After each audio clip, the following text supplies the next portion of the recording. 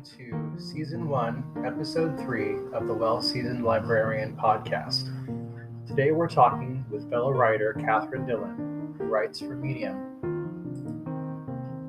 Kathryn Dillon is a Cleveland Heights, Ohio-based author who writes about food, mental health, and anything else that strikes her fancy. She resides with her husband and their very spoiled cats in a ridiculously large 1910-built home that they are all slowly attempting to renovate.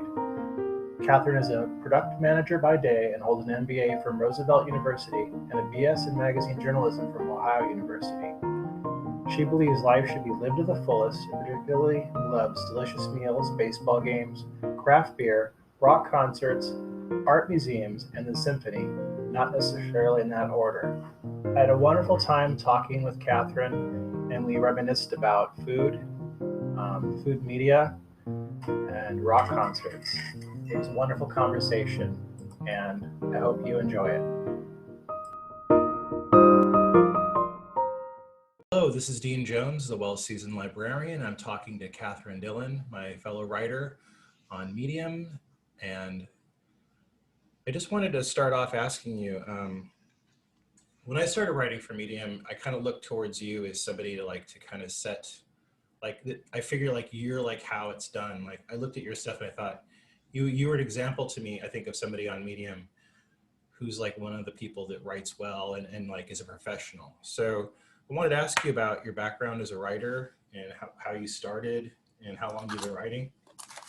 Well, I have to say that that's one of the nicest things anyone's really ever said to me. I have a degree in journalism, but I've never actually worked in the field. So my love of writing goes way back to my childhood. I was the little kid when I was 4 or 5 years old, writing poems and writing, stories in a blank book and writing a screenplay that I made my friends perform and things like that. And then as a teenager, lots and lots of angst-ridden essays and poetry and that kind of thing. But then, I got my degree and my life kind of took me down a different path. And I went into the corporate world and lost all of that. I just kind of put it on hold for 20 years. And so it wasn't really until I started writing for Medium a couple of years ago that I went back to that, went back to writing. And it, in some ways, I could say it's kind of saved me because getting back to that feeling of self-expression and of sharing with other people has been incredibly meaningful, more than I even ever expected. I was wondering about that because, obviously writing and online writing is there's lots of platforms, but I think Medium gives us some degree of autonomy. And I was also thinking of, there's another online platform that you wrote about, trying to find the name of it. You wrote an Newsbreak. Yeah, Newsbreak. Yeah, you Yes. both. And what do you think about Medium as far as the autonomy and Newsbreak as far as the autonomy goes, and what's the differences? I know that you wrote in one of your articles about the differences of both. If you could just touch on that. Yeah. One of the things I love about Medium is the fact that I can pretty much publish whatever I want. Whether anyone decides to read it is entirely another story. But, I can publish whatever I want to. And I feel like the community of writers is something that's really meaningful to me there. I've also never really I haven't had a lot of cruel comments, shall we say.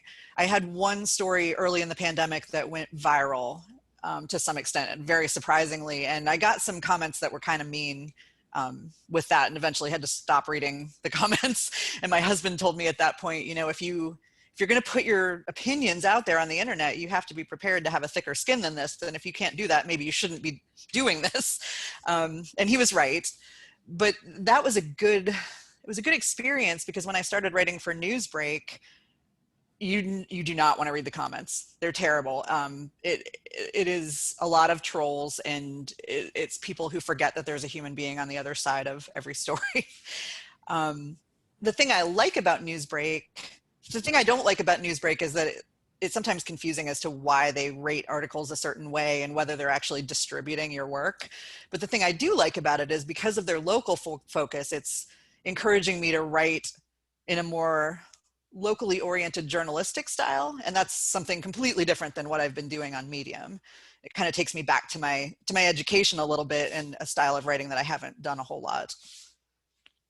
Yeah, because I remember I saw you just the other day. We were both at one of our fellow writer Terry Barr's readings, and when you mention community, that's one of the things I really love is that you get a lot of positive feedback. I've had people email me from Medium, I've developed friendships through Medium, and it reminds me, I think, of the early age of like LiveJournal back in the '90s, how there was a lot of communities in the writing there, but like I've also seen the other side of that too, and I think you touched on this for Newsbreak, is that the more people get popular and the more people read people's writings, you get that whole peanut gallery thing where people start getting nasty. Or you just get a pile on, I think, where I think people will mention something and then you'll get it. Like I've seen somebody wrote an article as innocent about oat milk, weirdly enough, and they got all these vegetarians piling on saying, you shouldn't drink milk, it's bad for you. And there was like about 30 comments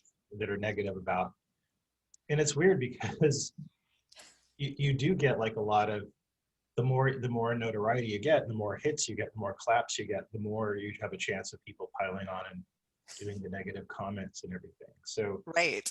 it sets you up, because like if you start off and you're getting a lot of, it's all sunshine and rainbows, and then suddenly you say the wrong thing and people suddenly start piling on, and it's crazy because it really can be disillusioning a little bit.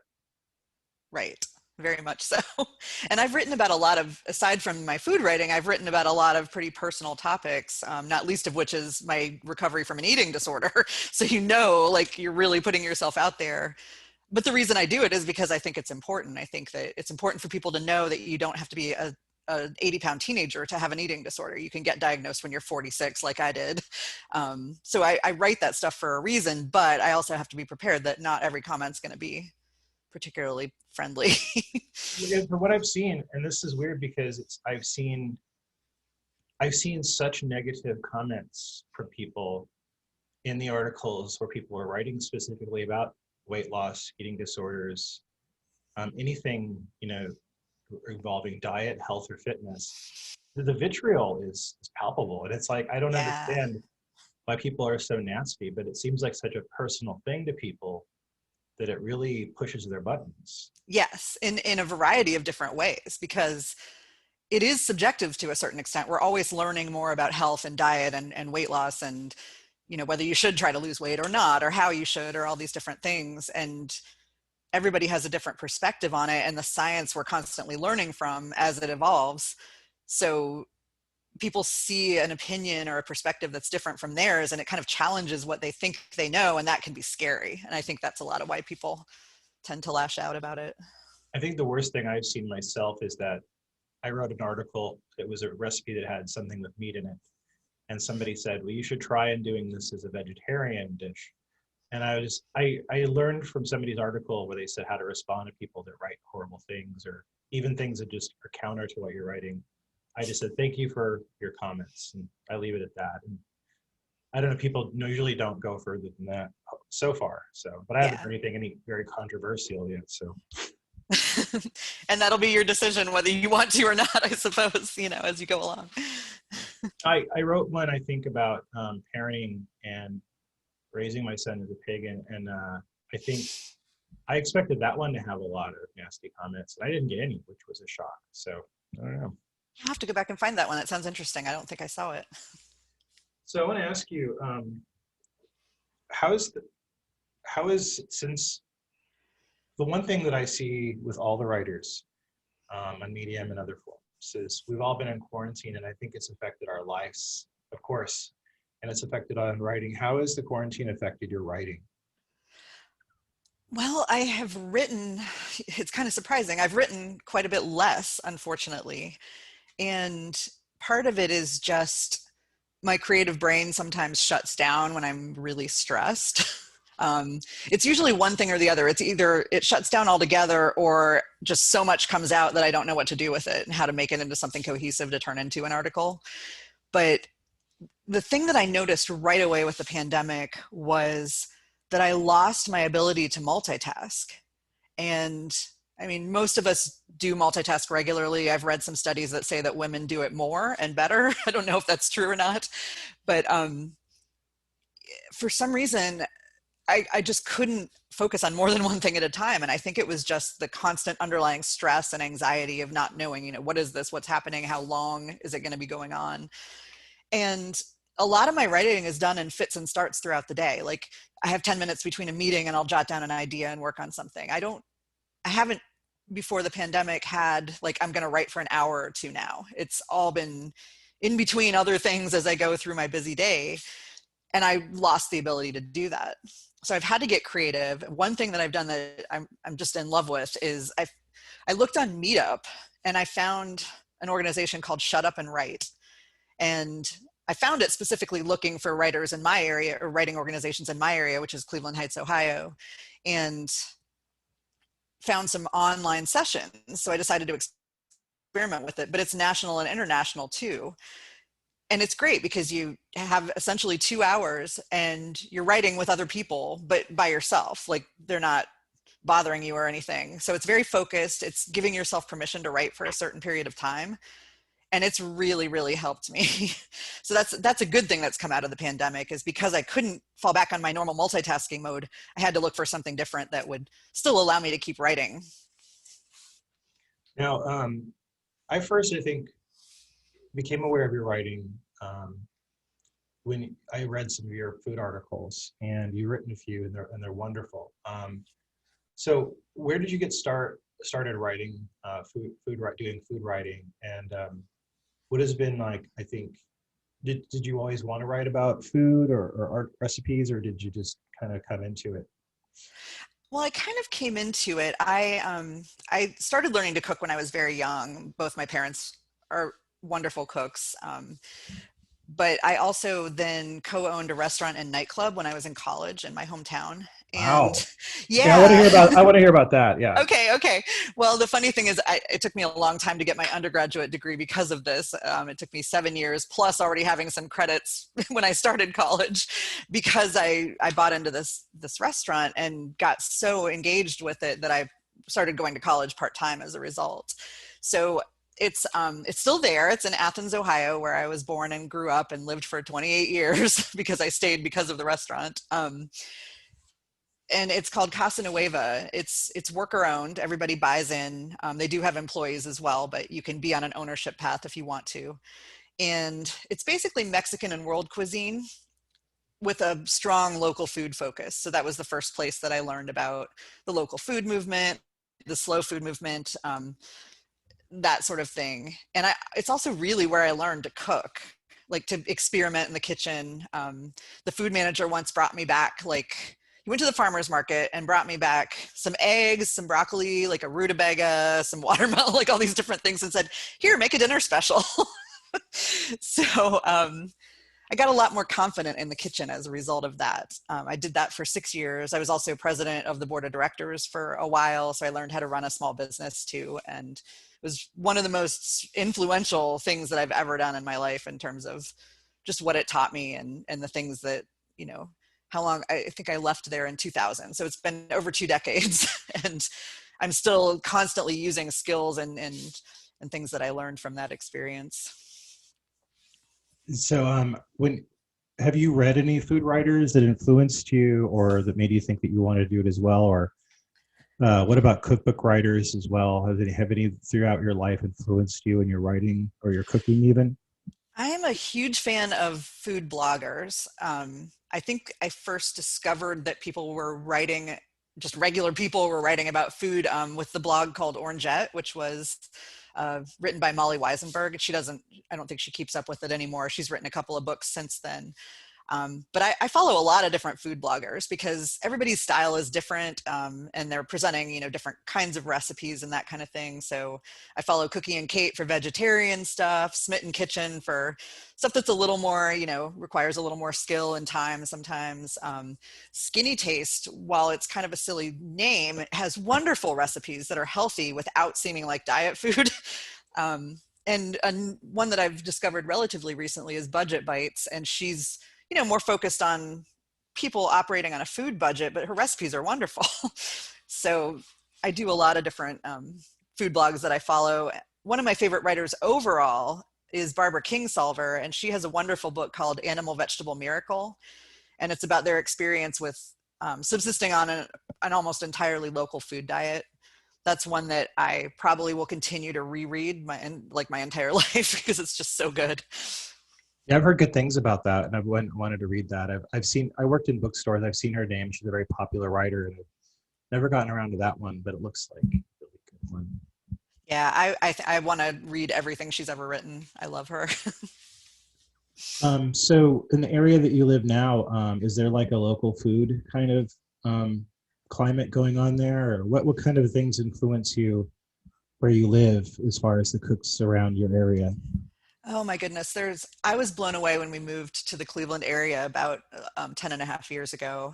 And the suburb that we currently live in is very walkable. So, before the pandemic, we could walk to restaurants and bars and coffee shops and different things. And there's a very strong presence overall with, it's an organization called Cleveland Independent Restaurants. Mhm. And so it's all the non-chain people basically. And they'll do things like a restaurant week where they all run specials and you can get like a special menu for $30 or that kind of thing. There's also a pretty strong sustainability movement in Cleveland. There's a whole, they call it Green City on a Blue Lake. And I attended one of their sustainability summits when I first moved to the area, and local food is a big part of that. There's a lot of farmers markets. There's farms outside of the city. One of the things I like about Cleveland is that we live in a very urban setting, but we can drive, 20 minutes and be in countryside or farmland. So there's it's easy to get your hands on locally grown food. And there are a lot of CSAs as well, community supported agriculture, where you can buy a package and get, a box of food every week. So yeah, a lot going on here, and I cannot wait to get back to restaurants. Yeah. Me too. I mean, I think that we're all kind of just jonesing for that. I know that I've had a few friends write about, I went to a restaurant tonight, exclamation point. And just Yes. like, oh, really? Tell us more. Let us live vicariously, because I don't feel ready yet. Yeah.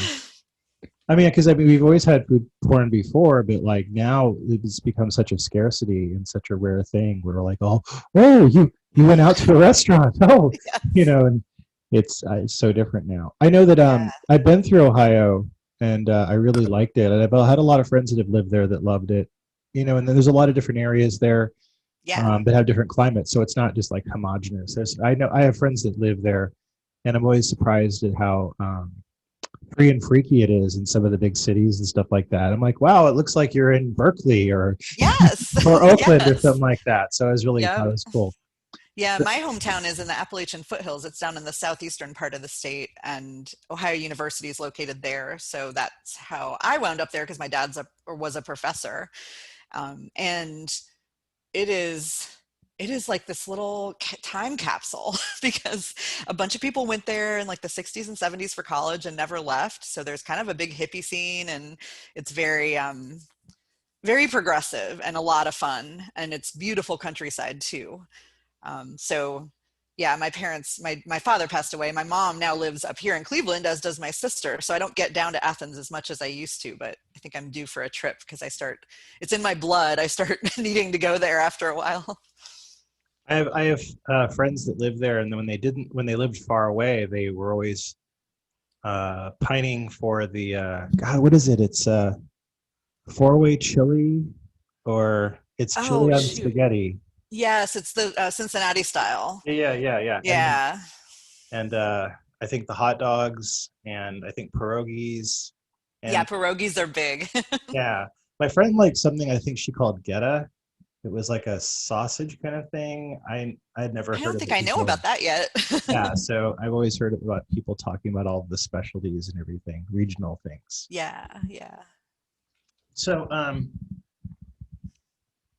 wanted to ask you, you wrote an article about, I think, Michael Symon's influence. Yes. In his cookbook on your cooking. And I was going to ask, so do you watch any like celebrities on television, or do you follow any celebrities? I mean, I know I follow about 1 million people, and there's so much stuff on Netflix and the Food Network and other channels that we can watch. So what are you watching right now? What are you binging on?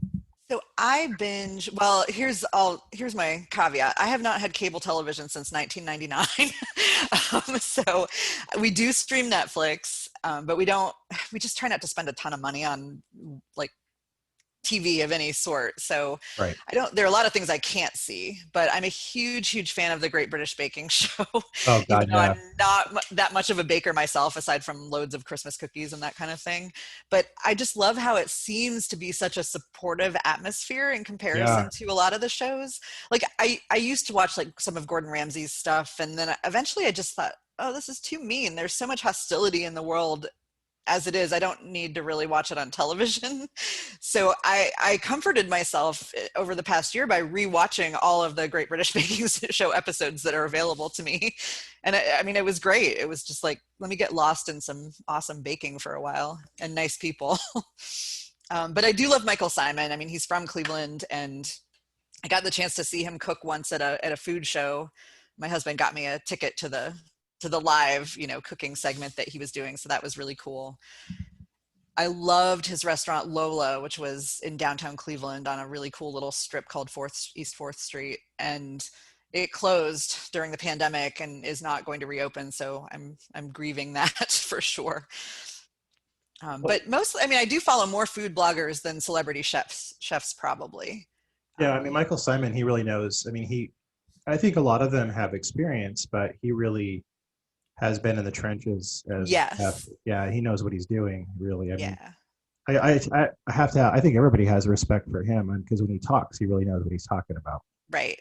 And he's done it from the ground up. He isn't somebody who just like bought a restaurant and, became a celebrity or was a celebrity already who decided they wanted a restaurant. I mean, he's built his empire, so to speak, from the ground up, from not knowing if he was going to have enough money to make payroll and that kind of thing. So he gets it.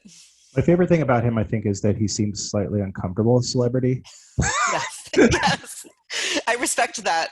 Yeah, me too. It's just like, he always seems to be standing there like, what the hell am I doing here? Yeah, I can't believe I'm here. This is not my beautiful life. Yeah, because you see so many others that really seem to court it, although you wonder how much they like it, but it's the job, it's the money, it pays the mortgage.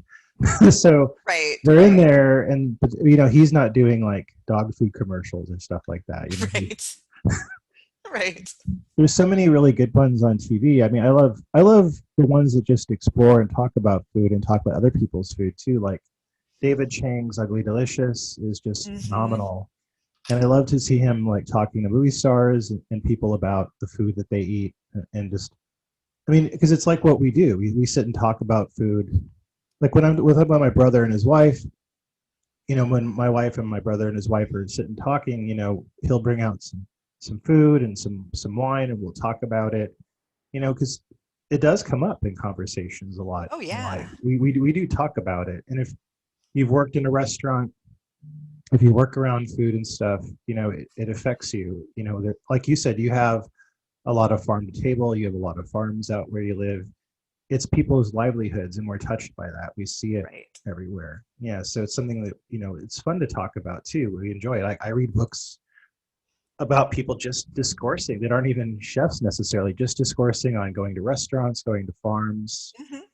It's very different from what it was. I think when it used to be just like, I think, the Galloping Gourmet and Julia Child. Yes. And that was pretty much it. Nobody really talked about where the cheese was coming from, where where the bread is coming from. It was what you bought at the store, and that was it. And now we're like, oh, I go down to this guy and he makes bread, and I go down here and I get the cheese. The eggs are down the street, We just got a new cheese shop in my neighborhood. It's like 1.5 miles from my house, and I'm so excited. We got a tasting platter from there. It's nice. called Marchant Manor, and this woman was a pathologist, I believe, a doctor of some sort at the Cleveland Clinic. So this is like her second sort of career. She took a bunch of cheese making classes, and now she's making these wonderful cheeses in Cleveland Heights. Now, what are some of your favorite cheeses? Are you adventurous? Oh, Will you eat the runny cheeses and stuff, or you? oh, I will eat any cheeses pretty much. I love cheese. It's my weakness. Me too. I would be skinny if it weren't for cheese, Me and too. maybe wine and beer too, but Yeah. that's another story. Yeah. I love soft cheeses. I love like a nice sharp aged cheddar. We used to ask questions when I co-owned the restaurant. We would ask funny questions like, if you were cheese, what would you be? And I would be brie. And then we Yeah. would ask like, who would play you in the movie of your life? And we Yeah. won't go there. I well, yeah, I always think of that all the time, and I'm always typing people and stuff like that. But I Yeah. always think if I had to have somebody play me in a movie, I would have Vincent D'Onofrio play me. Oh, nice. Yeah. I've always liked him, and he's one of my favorite actors. So Yeah. Well, back when I owned the restaurant, I was young and wild, and I always said that Betty Page would play me in the movie. oh, So, nice, very cool. yeah, maybe less so now that I'm 48. Oh.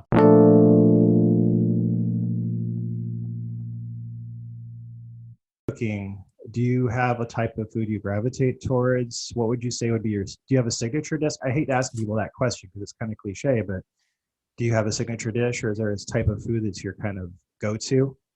Well, it's kind of funny because I like trying new recipes so much that I almost have to force myself to go back to things that I've made before. Um, just because I always have a running list of hundreds of things that I want to try. But I do have some favorites that I go back to, and, my friends and family tend to recognize me as a good cook, but I don't necessarily have a bunch of dishes that I'm known for so much. But there is a hot spinach dip that I make that I'm pretty famous for on the potluck circuit. Nice. And I will always share recipes. I'm not one of those people who won't share recipes, but I do make people promise that if we're going to a party, if we're going to be going to the same party, they have to ask me if I'm making the spinach dip before they decide to bring it themselves. Like, I always get first dibs on bringing the spinach dip. Yeah, I think if you do a lot of potlucks, which I've done in the past, you have to kind of at some point develop a signature dish that you have stuff for, because if it's impromptu or you have to suddenly do it, you're like, okay, I can go do this now. And Yeah. yeah, I Yeah. think at a certain point people will know. They'll see, if they don't see you immediately, if they see your dish, they'll go, oh, this person's here. Right. Yeah. And I mean, my husband and I tend to we eat pretty healthy overall. I'd say we kind of follow like a modified Mediterranean diet just because we like the foods that are associated with that, and we feel good when we eat those kinds of foods. But I really love cooking all kinds of food. I like to make sure we have a variety throughout the week. So when I'm menu planning, it might be like a chicken dish, a vegetarian dish, a main dish salad, a pasta, different things through the rotation. We are not vegetarian or pescatarian or anything like that, but we don't really eat much, if any, red meat at home. Like, I just don't cook it. Sometimes if we go out, we'll have it, but it's mostly chicken and fish and a lot of vegetarian stuff for us in the house. But one thing that I love, my favorite thing in the whole world, is heating up some olive oil in a pan and putting some onions in, like, which is the start of how many recipes. And then you start to sense that aroma coming up from the pan. And it's the one thing that can snap me out of a mood where I don't feel like cooking. Like, Right. I just have to make something that starts with that, and then I'll be okay. Now, we mentioned earlier restaurants. Are there any restaurants that you're hoping to get back to, or any types of restaurants you're hoping to get back to? Well, there's a style of restaurant that I just love. What I'm really waiting for is I want to slide into a cozy booth in some dark corner of I don't even know what the cuisine is. I just know what that booth looks like and feels like, and open a menu and let somebody wait on me because I love cooking, and I've been doing an awful lot of it for the last year. We haven't gone out at all, and we've only ordered takeout a few times. And so I'm ready to have somebody else just bring me my food, Yeah, me prepare and bring too. me my food. I'm so with you there. I mean, there's something nice about it, and it's funny too because I feel like we've gotten away from this in restaurants because we're getting hustled in and hustled out. Yeah. And I despise the fast foodization of restaurants because I think back in the 80s it started becoming where, we had TGI Fridays and all these different places that were like getting you in, getting you out fast. And I like to linger. And like when I was in the South, you would go and get a booth with friends and you'd eat and you'd talk for hours.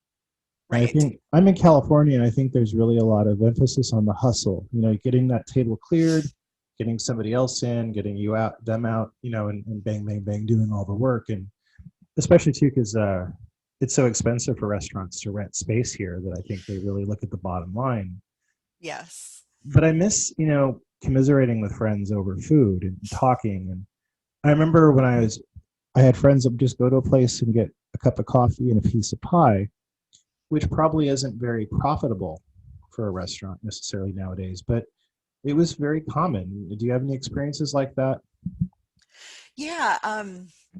Well, after the symphony, especially, we like to stop in one of the restaurants that's actually in the same building as the Cleveland Symphony, and you can love getting coffee and dessert after, or a cocktail or whatever after attending a symphony concert, because then you just have this wonderful time to decompress. And at least in that situation, it's not going to be so frowned upon because they're not expecting you to order dinner at 10 o'clock at night. Right. But it's the thing that I don't have a lot of pet peeves with restaurants because I know how hard it is. Right. But one of them is like, oh my gosh, I just got my appetizer. Please don't bring my entree yet. And I have God, friends, yeah. like, isn't that horrible? And one of my Irritating. friends kind of trained me. He won't even order the entrees until after he has his appetizer for that reason, because then they can't bring them. They can't bring them too soon. That's smart. Yeah, Yeah, isn't it? well, because I mean, I oftentimes, almost always, find that the minute you order, they're like pushing you. They're like, here's your appetizer, but here Yeah. also is your entree, and here Yeah. also is, and then they're like talking to you about dessert, and they're giving you the dessert menus, and you're like, wow, am I getting the bum's rush here? Is it 11:30 at night? I mean, come on. Right. Yeah, and we've had experiences too where they can't even fit all the plates on the table because they're bringing too much at once and you haven't finished the first thing yet. And it's like, what am I supposed to do with this? Hold it in my lap? Yeah, exactly. No, I miss that, and I hope we can get back to some restaurants and experience that, because I really like being able just to go out with my wife, get out of the house, get away from the kids, and just have a drink and talk and have a leisurely getaway. And it's this island we have. It's a place you can meet friends. It's a neutral place. You don't have to clean out your house and make everything nice, and you can just Right. you can go meet your friend, your relatives or friends at a restaurant and have a nice evening. And it's a kind of a hosted area. And Absolutely. I think we need that. We're all living in our homes like living in a submarine. Yes, it does feel like that. And my husband and I have been trying to do like various fun events for just the two of us in our house. Like we've done some themed things, like let's have a disco party and I'll make food from the 70s and we'll play the music and dress up. That's nice. Different things like that. Okay, so now what were the foods from the 70s? Because I'm a big historical food nerd, so I want to know what you guys cooked, if you can remember. We did, let's see. I know I made notes. I've been trying to make notes on here we go. Disco party menu. We had shrimp mousse and we had deviled eggs and we had fondue. Oh, yeah. Pimento cheese. And I always do like a relish tray, veggie tray thing. That's one of the things I love about doing sort of appetizer style stuff, is I always make sure to have things that are vegetable oriented and fresh. But my mom used to actually make this shrimp mousse back in the 70s. So that was kind of fun. And she used to make fondue as well. Fondue was really big back then. I think Yes. It was a running joke that every newlywed back in the 70s got at least 5 to 6 fondue pots. Exactly. Yeah. I'm pretty sure that the one my parents had was a wedding present. Yeah, because you'd always, if you go to a flea market or a garage sale, there's always like 5 or 6 unopened fondue pots there. Yep. Yeah, I think we have 2. I think my husband and I have 2 ourselves. Which is sad, because fondue is really wonderful. I think that we lost. I think it's starting to make a comeback now, because I think people are starting to explore it again. But it really is quite nice. Yeah. But not. Yeah. I don't know. It kind of. I don't know. Maybe people were using Velveeta and it didn't really quite see the appeal. That could be. Well, my friends and I actually used to have fondue parties in the 80s. Like we'd go over to somebody's house and they had multiple fondue pots. So they'd do the little, the hot oil where you could cook your little pieces of beef and chicken. Yeah, that's. And then they'd have the cheese one, and then they'd have a chocolate one. Yeah. It was fun. Yeah, I love the cheeses that are used. Gruyere is so wonderful, and you don't really hear about it used in America. But I've been trying to I like to buy it when I can find it because it's such a wonderful cheese in general. It's so good in a variety of things too. I've even Yeah, used it on definitely. pizzas and other foods. It's really nice. It's so flavorful. Oh yeah. It really adds a lot to a lot of different things. Um, Going back to cooking writing right now, are you reading any current cookbook authors or food authors right now? I do tend to read cookbooks like they're novels, Me but too. Yeah, yeah, me some too. some new ones that I've gotten lately. Let's see. Well, I got a couple of new Skinny Taste cookbooks. She's particularly good and a lot of fun. What else did I get? Oh, I got a Moosewood restaurant cookbook. Oh I think God, I that love was for her. Christmas. I love Molly Katzen. She's amazing. Yes. And I've been familiar with their restaurant since, I mean, I've never been to it myself, but my mom had their cookbooks back when I was a kid, like the first one that came out that Molly Katzen wrote. And the restaurant that I co-owned actually took a lot of inspiration from Moosewood, which was run as a co-op as well.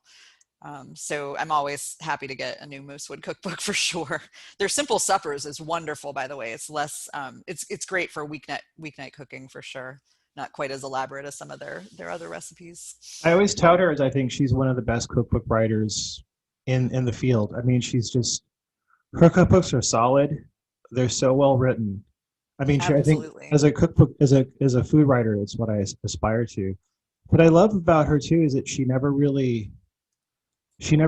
forces the vegetarian thing down your throat. She's always like, here you go, here's some. I don't think she even really mentions it. I think I actually read her first few cookbooks, and it dawned on me later that they were vegetarian because you don't really notice it. Yeah. Yeah, and you don't miss the. There's no like. You're never thinking, wow, this really could use some meat. Right, right. Well, and that's the kind of vegetarian cooking that I love. And that's, my husband and I we've both dabbled with being vegetarian at various points in our lives, but what we've settled on is just we like to eat a lot of vegetarian food, and then we eat some chicken and fish too. And occasionally we'll eat, a burger or something like that. Yeah. And it really has worked for us because there's no restriction. We're not saying I'll never have a steak again. It's just these are really, really good things to eat that happen to be vegetarian. And we have a lot of recipes that are like that. Well, when I worked in a bookstore, people would come in, and they would always point people to me for cookbook recommendations. And if people were tentatively vegetarian, they were like thinking about it. I'm like, Moosewood, Moosewood, Moosewood, because Mm-hmm. you're not going to miss anything. It's easy. Nothing's going to be weird. It's going to be nothing you have to hunt for. It'll all be stuff you can find in the grocery store. And none of it's hard stuff to cook. It's all regular food. So it's, she's such a wonderful writer, and her website's great, really user friendly. I should check it out. I actually haven't looked at her website. Her YouTube videos are really well done. I mean, she's just a consummate pro no matter what she does, and her baking work is always so well written, and she has such good techniques in her baking. She has a cookbook about breakfast that has a lot of different baking in it, and it's just genius. She's really inspired me in so many ways. I think just like her simple roasted fruit overnight, where you put the fruit in a hot oven, turn it off, next morning you got this roasted fruit, and it's just Oh, all-purpose wonderful. stuff you could use with yogurt or anything, and it's just really amazing. She's a genius. Yeah, now I need to go check out her website for sure. That sounds exciting. Yeah, and she also does this as a when I was a parent of a young child, it just so much of the stuff was really kid friendly, and she did a lot of stuff with cooking with children, so that's really nice as well. So I wanted to ask you too. You wrote a lot about music's impact in your writing and in your life, and you also talked about going to symphony. Can you tell me more about how music has influenced your life and your writing? Oh, absolutely. It's another thing that goes back to childhood. I started playing piano when I was 4, Oh, and nice. I was classically trained. I actually started college doing a double major with piano performance and music therapy, or actually piano performance and journalism. And then I switched to music therapy, and then I ended up not actually finishing that degree either. But um, yeah, I mean, my whole life I was performing, I was competing, I was, being exposed to all different kinds of classical music. But meanwhile, then I was also going down, the path of more of a teenager, like exploring the popular music that was out there. And, I graduated from high school in '90, so I was a teenager in the '80s. And because of where I grew up, there was a lot of influence from the 70s and 60s as well in terms of the music that people were listening to. I have incredibly eclectic musical taste. There are very few things that I don't like. You might have seen comments between Terry and me where I'll say something like, "I'm so glad you like, Taylor Swift too," because it's kind of one of my guilty pleasures,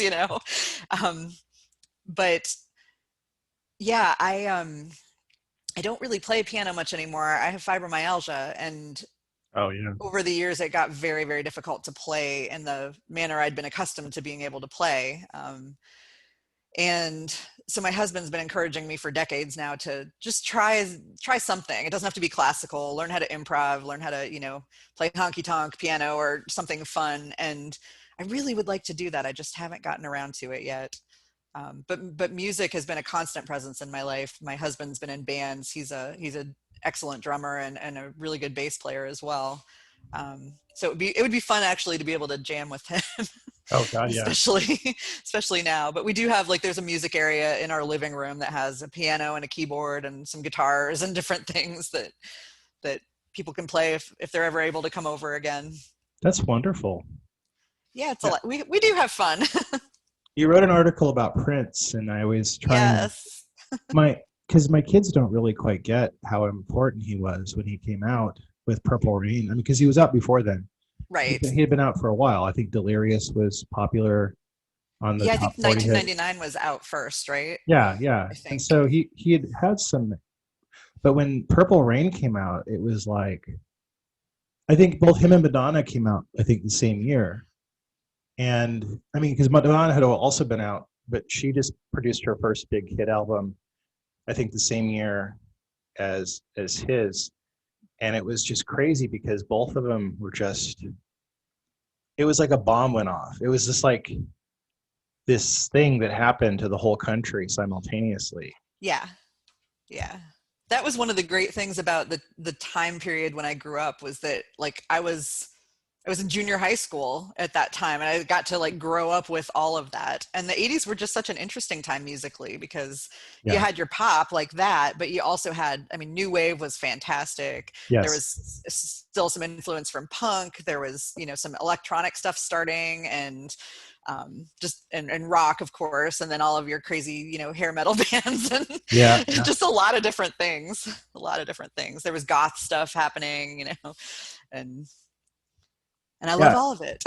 Yeah, I think I remember in college and high school, everybody was identifying with a certain scene, but I think a lot of us were all over the place. I know I was. I didn't really get into one thing specifically. I liked rockabilly, punk, new wave, alt country. I liked everything. So I was like, how could you choose one genre? Yes. Yeah, and I used to feel like people were so, like you're saying, they picked a scene and stuck with it and it was their identity, and I'm like, but I like all of it. Yeah. I could never just, and also too, the older stuff, there's older rock, there's jazz, the blues, we live in such an age of wealth of music. There's so many different types and so many different artists. Yeah, there's no way we could just keep track of all of them. No, exactly. All right, so I have one last question for you. Okay. This is a question I ask everybody. If you could invite 10 people, living or dead, famous or not famous, to a dinner party, who would you invite and what would you serve? And it doesn't have to be exactly 10. I just use that as a benchmark. It could be less or more. It's fine. So I was making some notes on this earlier and I thought, this sounds like the most horrible dinner party ever, because I was just picking random people that I think are really interesting. So I thought that I would invite Michelle Obama because I think she would have great stories to tell, and just the personality that she is would put a lot of different types of people at ease. Yeah. She just seems like she'd be easy to talk to and she would make great conversation. Yeah. I would love to invite Anthony Bourdain because he'd be a hoot, and it would be so much fun to trade kitchen stories with him. My God, and live vicariously through all of his travel, Mm-hmm. I'm a huge baseball fan, so I would invite Terry Francona, who's the manager of my beloved Cleveland Indians. Oh, yeah? Soon to be named something else. We don't know what yet. And I would like for him to explain to me why our guys can't ever seem to hit in the clutch. I would invite Neil Peart, the incredible drummer from Rush, because the thought of him being in my house just basically blows my mind. And then there's an artist named Yayoi Kusama, and she she had a display or an installation a couple of years ago called Infinity Mirrors, and it was just absolutely fantastic. And I would love to be in the same room as her. And then I decided I should probably stop because half these people are introverts and they probably wouldn't mingle very well. And, you know, a lot of them don't have much of anything in common with each other, but the theme is that they're always people whose brains I've wanted to pick and just, you know, kind of be in the same room. But as far as what I would serve, I do love dinner parties, but I actually prefer hosting cocktail parties with heavy appetizers because I think they tend to be maybe a little less pressure for both the host and the guests. You can kind of mingle or you can people watch. You don't have to worry about using the right fork or dropping something in your lap or, you know, it's just, I love doing heavy appetizers. So for this party, I'd put together kind of a tapas spread. Oh, nice. You know, hummus, stuffed grape leaves, baked feta, crusty bread, roasted potatoes, you know, whatever. Sort of struck my fancy. I did one for one of our themed nights that my husband and I had during the pandemic. It might have even been for our anniversary. And it was so easy and so delicious. And most of it was very like table stable. So you could put it out and not have to worry about, you know, having to refrigerate it soon. It was great at room temperature. And I thought, man, I really need to make this, you know, when we're able to entertain again, I will definitely be making this for a get together. Very nice. I like the people that you invited. A good combination of people, I think. Kind of a wide range though. Yeah. I think most people, I think that's the one thing I asked Terry. He was the same way. I think everybody's kind of like that. We're like, well, here are the people I would invite, but I don't know if they get along. But yeah, you know, yeah. And I purposefully I picked people that I didn't actually know because I was like, if I try to pick people from my family too, then I'm going to fret about who I'm leaving out, and I didn't want to go there. So yeah, I would always exclude family because it's and friends because then you're like, well, I have to pick favorites, and that's going to be possible. Yes. It's like you had a Michelle Obama over, you didn't invite me over. You're like, I couldn't. Right, exactly. Well, Kathryn, this has been wonderful talking to you. I really want to thank you for appearing on my podcast, and it's been a pleasure. I feel like I've known you forever, and I know. I've really enjoyed chatting with you too, and I so appreciate the invitation. It's really been a lot of fun. Well, if anybody has not read your work yet, please get on Medium and look up Kathryn Dillon. Look for her work on Medium and Newsbreak, and she's a wonderful writer, and you'll enjoy her work as much as I do. Thank you very much. Thanks so much, Dean. Thank you. All right.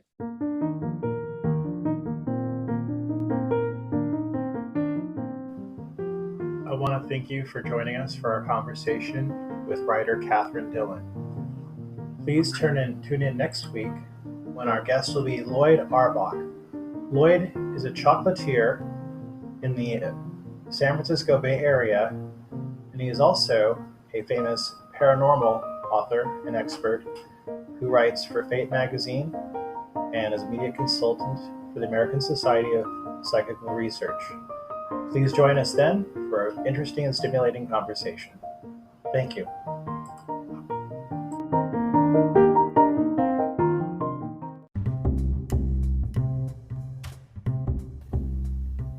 This podcast is supported by funds from our sponsors and donations from our listeners.